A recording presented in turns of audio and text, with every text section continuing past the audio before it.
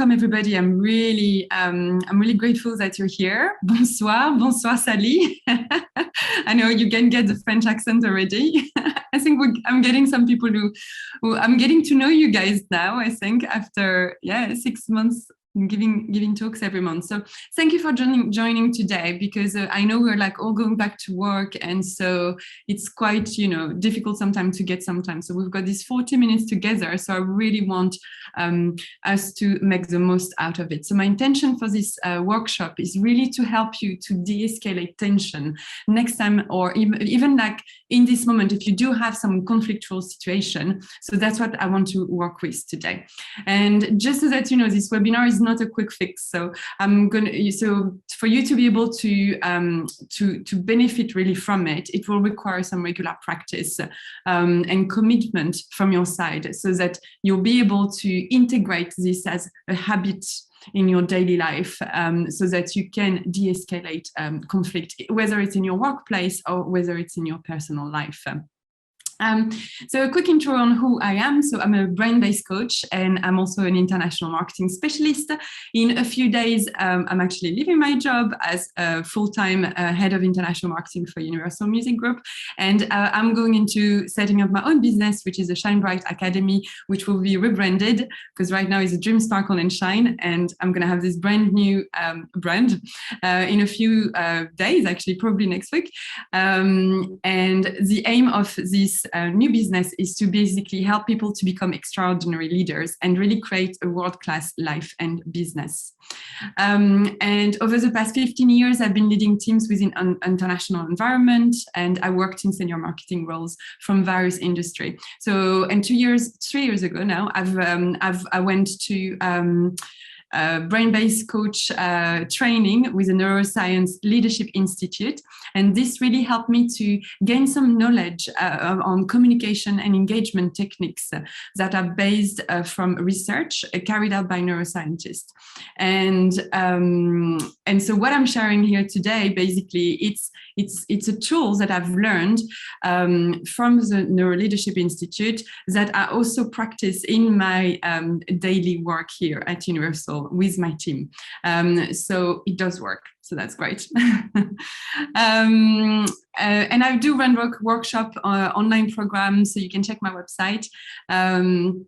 But today, what we are going to discuss is we're going to discuss ways on resolving conflict at work, family, or any kind of relationship you may have, which will help you to basically have those useful discussion by hearing other and respond calmly. So what we're going to do, we're going to explore the two main causes of conflict.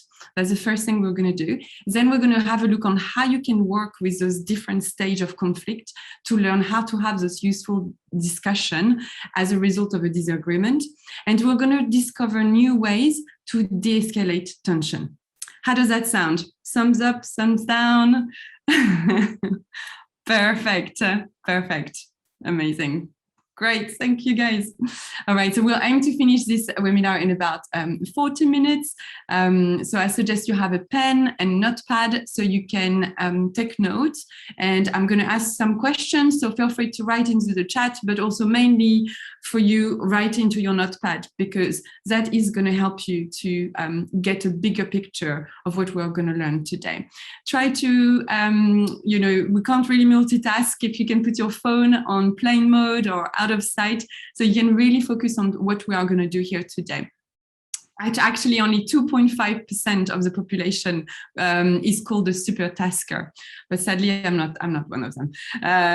So even if we think we can multitask, our brain is actually tricking us, and we quickly shift our thinking between one thing to another, and this makes us think that we can multitask. But actually, to come back to a task, it takes about 20 minutes to come back fully into a flow of the task that you were doing before. So see how you go. But if we run out of time for the questions, I'm also available on LinkedIn or via email, and I'll be more than happy to reply to any question that you may have. All right. So the main cause of conflict. So So, we actually spent years, we've spent a year in isolation now, a bit more. And it's caused like part of our brain to atrophy. So to really decline in effectiveness. And this has really affected our social skills and reduced our cognitive capacity. So all of this makes it more challenging for our re-entry into our social settings. So it will take practice and consistency to actually rebuild our social muscle, because actually it is a muscle. And conflict can happen anywhere. And now more than ever, we really need to build those de-escalation skills. It's actually a people skill. In neuroscience, we learn that no two brains are alike. So hence conflict is inevitable. And basically our brains are built by design to get us out of trouble by generating hormone fast. So for those who are raising teenager, you probably know what I'm talking about. And we are really easily triggered by other, whatever it is, whether it's in the workplace or in our personal life. And when this level of trigger is high, it is perceived as a threat by our brain. And sometimes it's called social pain. And this can become very overwhelming. So maybe remember a time when you disagreed with a friend, or you argued with your partner, or maybe you felt some tension around you at work. Maybe have you noticed how you felt? So usually we respond with 3 different types of response. So we go into a fight, flight, or freeze mode. So the fight is when you become irritable, you're ready to engage in arguments. You want to scream and you become defensive. The flight is like you're hiding out and you want to escape or you want to ignore situation. And then you have the freeze where you become immobile, you numb yourself, you're shutting down. So your mind goes blank, you just freeze. So remember that time when you had an argument or a disagreement with a friend and a partner or at work. Do you remember what kind of feelings did you go into? So we tend to have a habitual response to those kind of tension. If you want to write into the chat, what are you more triggered towards when you go into those kind of conflictual or disagreement situation? I'd be interested to know what kind of response do you have? Do you tend to go into more a fight mode or a flight mode or a freeze mode? So write into the chat so that we can share with everybody. I'm a freeze. I freeze. And when I have a situation, I just freeze. Okay, so Nati, you go into freeze mode like me. Yeah. Anna, you anger, so fight mode. Yeah. Okay, yeah. And fight mode, but it depends. Fight, not physically, no. And John, you go into a flight, so you run away. Yeah. And freeze and speechless. Yeah, and it's good to be aware of it actually, because sometimes this is things that we're not really aware. And and when we're in that state, actually, you probably, you're probably less willing to collaborate with people. You completely disengage because we tend to be more focused on the problem, and a wider perception of the situation actually decrease. So that's why it's really important to learn basically why we go into those conflict mode and how to get out of those fight, flight, or freeze mode, basically. So the 2 main causes of conflicts that we're going to discuss here today, the first one is the intent of being misunderstood. And the second one is when expectations are not being met. So we're going to go into those 2 so that you get to see them a bit on a deeper level.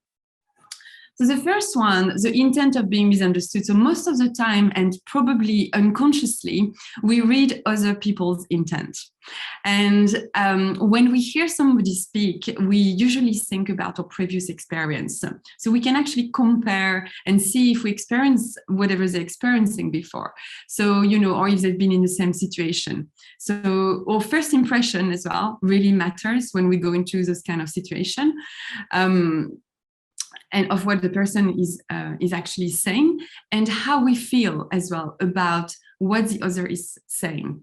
So remember a time when you're actually hearing somebody speak about an issue, and the first thing we do is we compare. We go into like, oh, did I experience this before? Did I go through that experience before? And it's completely normal because that's an automatic way of type of thinking. And this is the easiest way because it doesn't require too much of a cognitive resource. And it's an automatic habitual behavior. However, this type of thinking is very vulnerable to bias. And this might not always be accurate. And if you add if you're tired, if you're stressed on the top of it, then it's really easy to imagine how we can mistake each other's intent. So you also need to think about, like, the person that is communicating with you may not be clearly delivering their message. Although they might think or feel that they are, it might not be explicit enough for you or the person listening to really understand clearly. And that happens a lot. And actually, a study by the Harvard Business Review showed that 50% of the people participating in a negotiation believed that they were delivering a clear message, but only 26% of the partners, so the person receiving the message, could guess what their goals were. So it's actually really interesting when we think we are being clear, crystal clear, but actually looking at the situation, people don't understand. And because, again, I go back to two brains are not alike. So it's very easy to go into intent being misunderstood. I'll give you other examples. So, for example, it could be that two of your close friends go out for lunch without you, and you assume that they've done something to upset. You've done something to upset them, but in reality, they just thought that you were too busy. So that could be one of them. Or it could be that your boss asks you how you are going with a certain project, like how are you doing on this project. So you're probably thinking they're doubting on your ability to get the job done, whereas they're wondering if you need more help or need resource. So this could be another misunderstanding. And so I'd love you to share in the chat other example where you might have experienced your intent to be misunderstood in that way. Or it could be the other way, maybe you misunderstood the other person's intent. So if you want to share in the chat, if you experienced this before, and if you want to share an example, even better. I know the stats are shocking. Exactly. Yes. Yes. So does anyone have experienced an intent being misunderstood?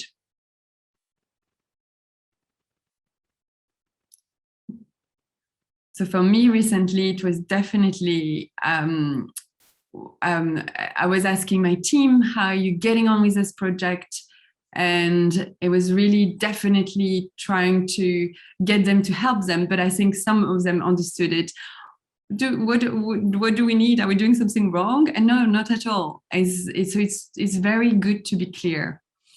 So Moto, yes, thank you for sharing. Someone, I think you're writing to me directly. Someone is trying to help you, but they think you're being bossy. Yeah, exactly. Yeah, and that happens so often. So let's have a look at the second cause of conflict. So, and this is when expectations are not being met. So does anyone know what dopamine is?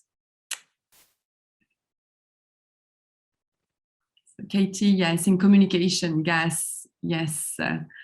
Popped across all aspects of my career from retail to the office. Yeah, thank you, Katie, for sharing. Yeah, and those are definitely intent being misunderstood. A lot of that is definitely there. So dopamine, yes, a happiness chemical, a hormone. So all right, it's a neurotransmitter of desire, and it actually play a role on how we feel pleasure. It influences our mood and feelings of reward and motivation as well.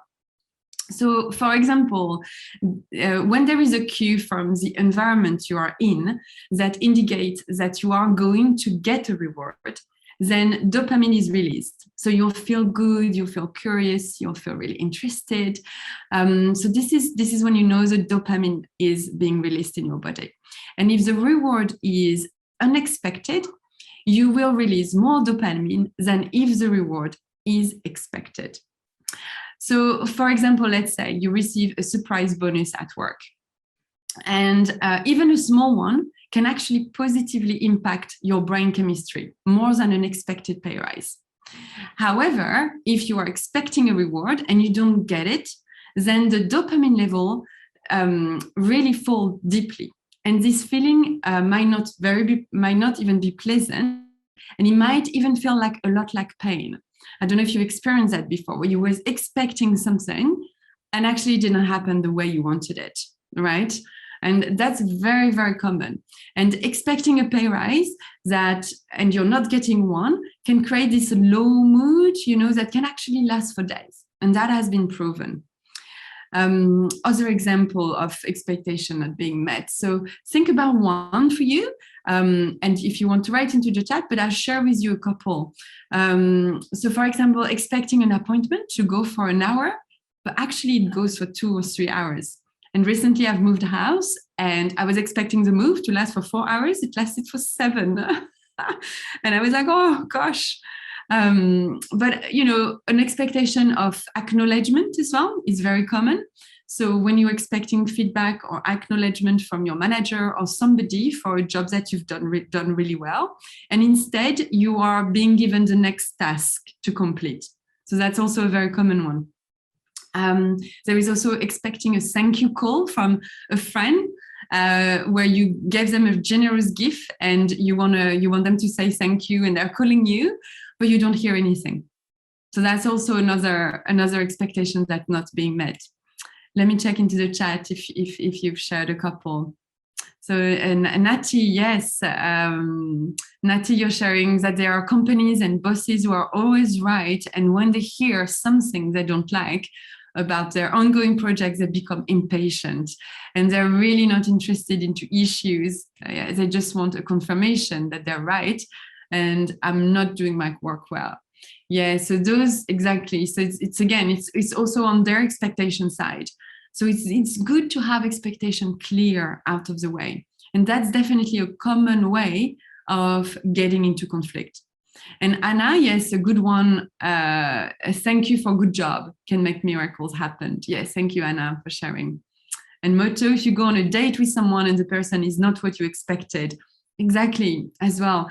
So an expectation can go a long way into conflictual situation because those unmet expectations can really trigger threat in your brain, basically, this feeling of insecurity around how we relate to each other, around the perception of discrimination, of favorism, eventually, or even around fairness, around the ability to predict outcome as well. So this can actually create that impact and triggers threat in your brain. And it could actually, it could have it does have a big impact on how we manage conflict. So knowing that, knowing those two main causes of conflict, so, the expectation not being met, the intent not being understood, then we can actually have a look at the different stage of conflict to learn how to have this useful discussion as a result of disagreement. So next time you have a conflict, think about what, if it falls under those two causes. Is my intent was being misunderstood, or do I not understand their intent? Or is my expectation or the expectation not being met? So this is very, very interesting to see when next time you are into a conflict. But understanding the stages is a really good thing as well, because before the conflict, it's basically the stage one is the ability to predict. So becoming aware that there is a potential conflict on the horizon can be very useful, because then this is where you are trying to understand, okay, could there be a possible conflictual situation here because my intent is being misunderstood or because my expectation is not being met. The second stage is during the conflict itself and is the ability to regulate. So where you're in the midst of the conflict, your brain actually may enter into a threat state. So we've seen before, right? When you go into a conflict, you go into either a fight or a freeze mode. So this really impacts your ability to think clearly because you become clouded with your emotion. And this will reduce the chance of a resolution. So to help you in this phase, you can simply label how you are feeling. So labeling emotion is really key here, and it's been proven to dampen your emotional arousal. So really being aware of how you are feeling and really like labeling it will help you to regulate the state you are in. So you can think clearly about the current conflicts that you are going through. So really asking yourself questions such as, what's my experience right now? How am I right now? What is my dominant emotion right now? And this is not easy to do when you experience this fight, flight, or freeze mode, but you'll need to practice this over and over. And maybe, try to do this 10 times a day if you can, until it becomes a habit. So at any minute in your day, just ask yourself, how am I feeling right now? What's my experience? Because then it will become a habit, so that when you experience conflict and you are in phase 2 of conflict, and you can actually try to regulate your emotional arousal, and you can reduce those feeling of threat in your body by just labeling your emotion. You can use the feeling wheel. So if you Google online the feeling wheel, you will see, well, you can't really see much about on this little window, but if you Google online, you will be able to have a proper screen of what kind of emotions are around, because sometimes it's hard to label your emotion. So having something that helps you to label. So have a look on Google, even print it out and have it on the side so that you can look at your emotion. And then it will become much easier for you to actually label your emotion as you go along the way. The other thing you can do is reappraisal. So you can reappraise the situation. And reappraisal takes more mental effort than labeling, but it's also a really powerful one when it comes to dampening your limbic system, your emotional state, and it will actually open your thinking. So I'll go into it a bit more about the reappraisal. This is the exercise we're going to do. And then stage 3, after the conflict, so is the ability to explain. So ideally, after a conflict, one of the best outcomes that you want to have is actually to learn from what happened and being able to make different choices in the future. So what's good about knowing about those 3 different stages of conflict, it's really important because it will help you to see where you are in your conflict journey. And it will also help you to get clear on your thinking, so you can have those helpful and useful discussion. What we know is that a threat state comes in stronger and lasts longer than a reward state in the brain. So this means that when you are in a conflict mode and when it triggered a threat, so this reaction about fight, flight, or freeze, when it's triggered, then those emotions seems to last longer in your brain for some reason. So, compared to pleasurable experience, so pleasure and pain. So when you have this pleasurable experience, they're here, but they also transit. But they tend to last less. We don't tend to remember them as much. I don't know if you've noticed, but the first thing when you ask people after an event or after a meeting, how did you think that went? The first thing that people do is we actually tend to go into the negative side of what went wrong instead of what went good. And this is because our emotional trigger went into this not threat, but we got this had an impact, a traumatic impact in our brain, and we feel like, oh, this is what went wrong. I could have done that better. And so that's why when we experience those fight, flight, or freeze emotion, they last longer in our brain. They come very strong and they last longer in our brain. So being able to label them and regulate the situation is definitely key. Let me have a look into the chat. Yes, agree with Anna. Okay, appreciation is a great and easy, plus it motivates. Exactly. Thank you for sharing, guys. That's amazing. Perfect. So the quick exercise that we are going to do now is called reappraising conflict. So this is going to help you to de-escalate tension in a conflictual situation. So I don't know about you guys on the call here, if you are going through a conflictual situation at the moment. But what I would like you to do is to think about a recent conflict, or a conflict, ideally a conflict that you are having now with someone or a situation, something that's not completely finished, something that you still need to resolve. So either write it in the chat or on your piece of paper so you know what is your conflict that you are dealing with. So just write it for yourself or into the chat, wherever you want, so we know what type of conflict we are dealing with. And what we're going to do, we've talked about reappraisal in the second stage of conflict, and this exercise is designed basically to help you reappraise conflict and move into action. So that's what we're going to do. So I've got people into the site. Okay, Moto, so you're going back to the second slide so you can explain how you can explain after regulate. You want me to go to the second slide? Oh, I don't think I got it, Moto.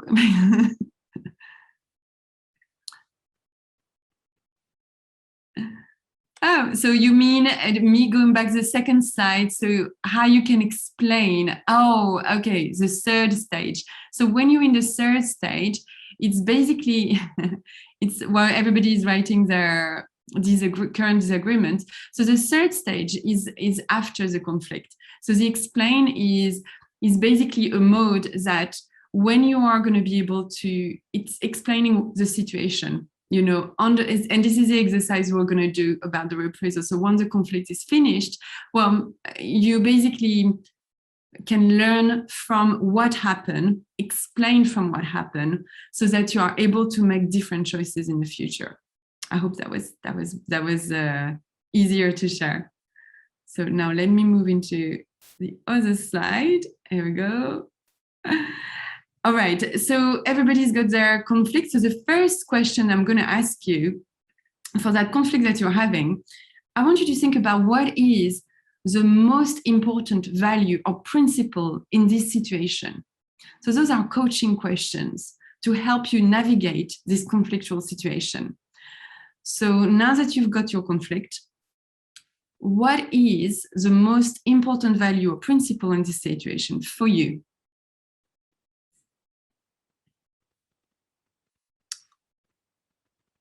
So Sally, family conflict, traditional thinking, yeah, causing disagreements. So Sally, think about the most important value or principle in this situation. So what I mean by that is, what is so Moto shared, like, you feel disrespected. So the most important value in that disagreement for you is that you want to feel respected, right? And so it goes down to values. Like, what is the most important value? Great, thank you. Okay, and a friend stopped talking to you because you joined a hobby class while she was sick at home. So Sonati, what is the most important value for you in that situation? Like, what would you have liked? To be acknowledged, to be seen? It's really important to go through that. But thank you for the chat, yeah, and feel free to go. That you're heard, that you're listened to, Moto. Yeah, that's really good. Those are really, really good. Mm-hmm. So the second question is, what do you think is the most important value or principle for the other person? So that's going to be interesting. So I know that, Nati, you wrote about your friend that stopped talking to you. So what do you think will be the most important thing, value for her in that situation? Mm-hmm.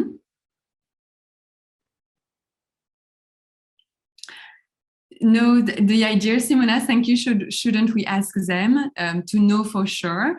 So it's basically what do you think? What do you think it is for them? So it's putting yourself into their shoes. Although you don't know what it could be, but you could ask yourself, what would be the most important value for the other person? So it's really like as if you're positioning yourself there. No problem.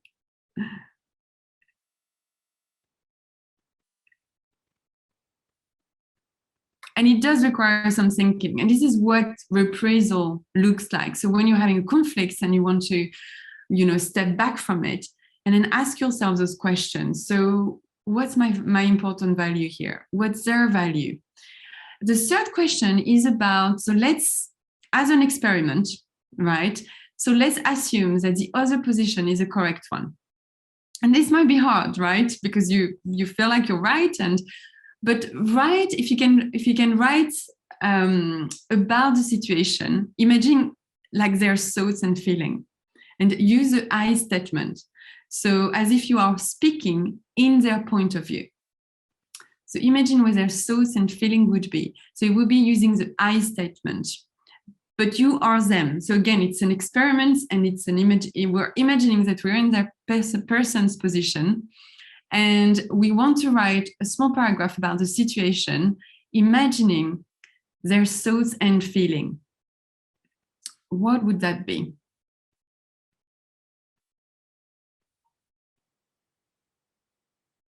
So Nati, you think maybe you invaded her privacy with her hobby. Okay, so that's good to be aware. It's fantastic. And then Anna, my conflict is my best friend who feels I neglected her because I spend time with other people who she doesn't like. And in my opinion, I'm sharing time between her and other people as much as I can. But time isn't unlimited, and she frequently has issue, problem, drama, and I can't be there 24/7.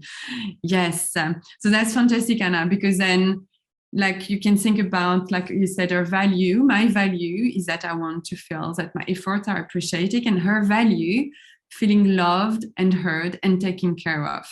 That's a perfect example, Anna. Fantastic. And then let's think about, let's assume, right, that the other person feels is right. And if you can put their thoughts and feeling into the I statement. So maybe if their values was about feeling loved and taken care of, maybe the assuming paragraph would be, I feel unheard, I don't feel seen, I wish my friend was here for me. So that's probably how she might feel. And maybe maybe the person feels hurt, feels left out. Yeah, perfect. So maybe write motto into that.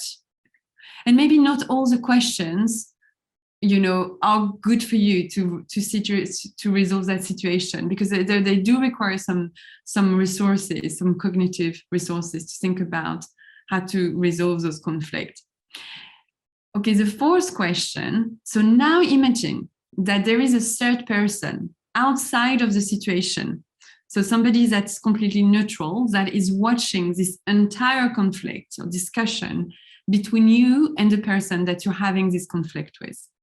So could you describe what the third person might see?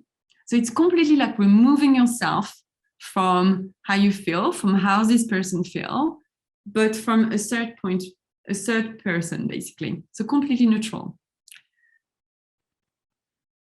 So what would this third person might see?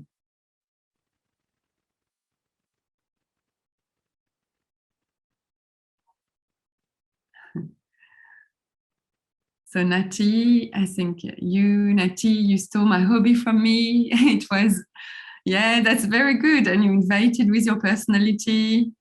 What is the person is jealous of you or has bad intention? So maybe write that. Maybe motto write that. If you think that's what this person is thinking, I'm jealous of you.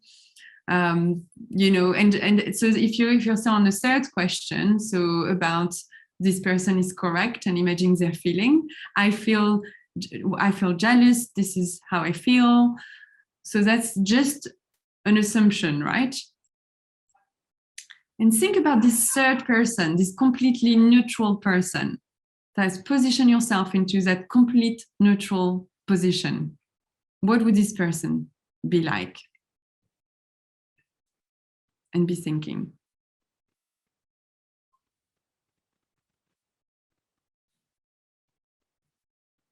So I'll give you some time, because I know that's quite difficult to come up with. If you get stuck on that question, the fifth one might help you.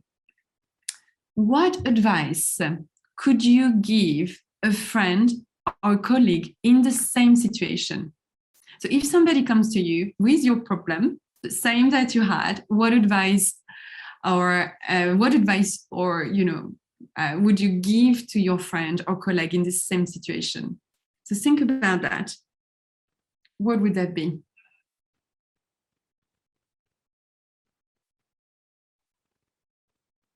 It's always really tricky to think about, so Anna, what if you come with, if somebody comes to you with the same issue, what would you give her as advice? And Nati, same, like with your friend and the hobby, what do you think you would give as an advice? So Nati, it's a ridiculous situation. It's childish. So for question 4, she's jealous of a friend. Yeah, in the end, it's not an exclusive club. It's open to everyone in the city. Perfect. That's really good, actually, for the third person to say, yeah.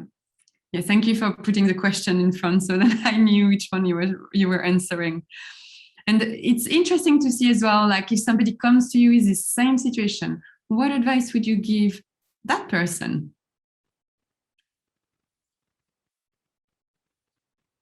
This one is easier. Yes. So Anna, yeah, I would advise a friend in my situation to try to make her friend feel important in other way. Tell her she is important to you, talk to her more. And when you do spend time together, make sure you are focused on her. Perfect. Yeah. Well done. Yeah, that's definitely good. Yeah. There is another question that you might want to think about. And those questions, you have to pick and choose which one work for you for the reappraisal, right? Because there are a lot, but those are interesting. They're very good questions that will make you think a bit more about conflict. And the sixth question is think about the wisest person you know. And what advice might they give you in this situation? Here we go. What would the Dalai Lama do, Simona? If it was in your situation, what would you do? What advice would he give you? And Nati, for question number 5 about advice that you would give your friend in the same situation, you would speak to your friend and ask her to explain why she became so cold and unfriendly. Yeah, that's a very good idea. Yes, that's good. We've got a lot of friend situation here today. I thought it would be more work, but it looks like it's more on the friend side, which is interesting.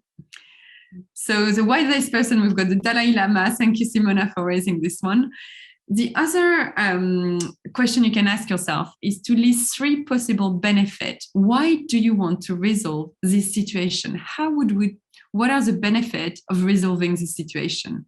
So list 3 benefits. This is key, actually. This is really key on the top of those questions because it'll give you an idea about why do you want to resolve this conflict.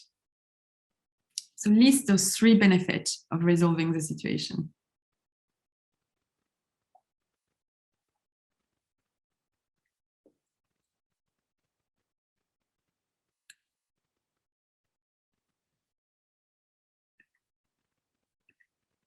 And then I'll go for the last question is the number 9. I'll go for number 9. And think about what part you play in causing this conflict.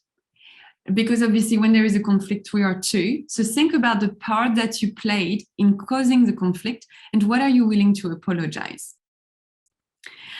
So it's really interesting, and this is really hard to do. So I'm going to send you those questions. I'm going to send the presentation to the Iconic. So when you receive the thank you email, you get those questions, so you can think about it in your own time as well.